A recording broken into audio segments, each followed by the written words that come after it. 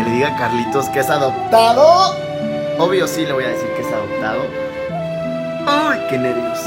Pero para hacer esto más emocionante, en este folder voy a poner papeles de adopción de Carlitos. Oye Carlitos, tengo algo muy importante que decirte. ¿Te acuerdas que la otra vez me preguntaste por qué no habían fotos de ti de chiquito? Sí, me acuerdo, primo, pero tú me dijiste que cuando vino la mudanza se perdieron las cajas de mis fotos.